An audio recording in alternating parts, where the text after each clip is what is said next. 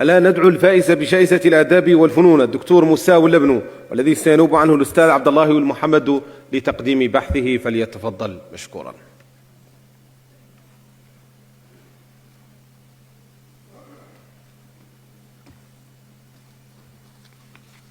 السلام عليكم ورحمة الله.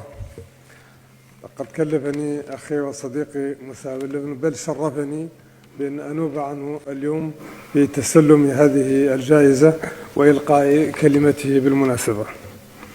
بسم الله الرحمن الرحيم. فخامة رئيس الجمهورية السيد محمد الشيخ الغزواني حفظه الله، السادة والسيدات الحضور، السلام عليكم ورحمة الله وبركاته. وبعد، أتقدم بجزيل الشكر وعظيم الامتنان لكم جميعا ولكل من ساهم في منح هذه الجائزة، وأرجو من الله العلي القدير أن أكون على قدر هذه الثقة الغالية التي منحتموني.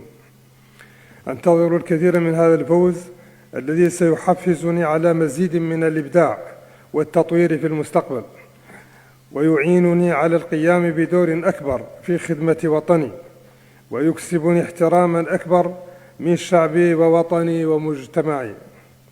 أعتذر لكم وأرجو أن تسامحوني وأن تتقبلوا خالص أسفي، وأن تعلموا أن المرض هو ما حال بيني وبين حضور الحفل. شكرا لفخامة رئيس الجمهورية السيد محمد الشيخ الغزواني على العناية التي يوليها فخامته لترقية الثقافة والتطوير البحث العلمي.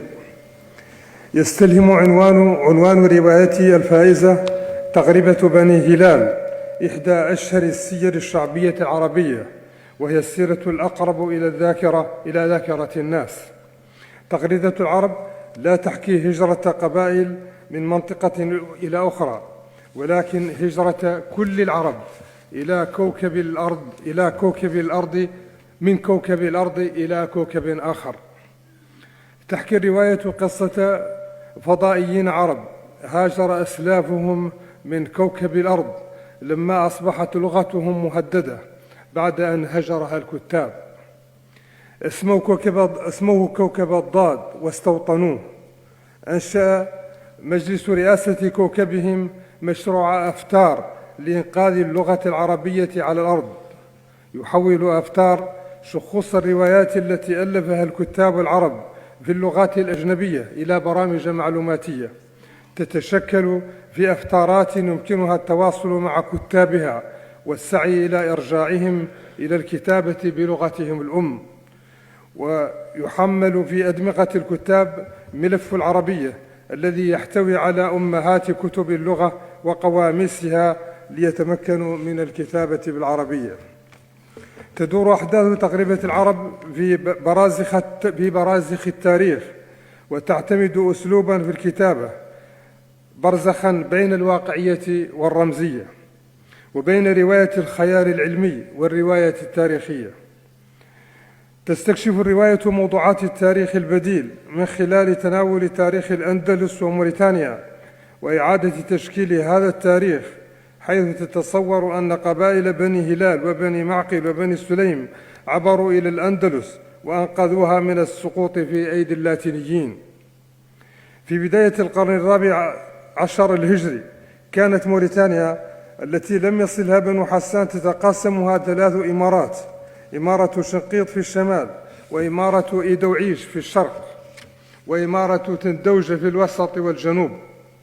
لما بدأ خطر الاستعمار الفرنسي يلوح في الأفق، وبدأ فدر الوالي الفرنسي في السنغال محاولاته للتوغل في موريتانيا، هجم عليه أمير التندوجة الشيخ سيدية الكبير فندر، وكبد قواته خسائر فادحة جعلت الفرنسيين ينسحبون من المدينة.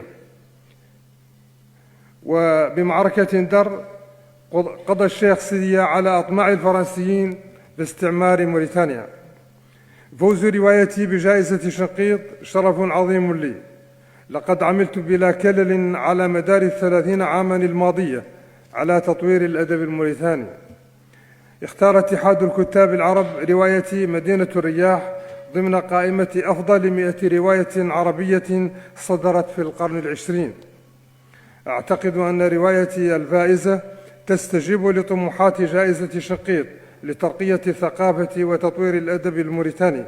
شكرا لكم والسلام عليكم ورحمة الله وبركاته. الدكتور مساوي اللبنو.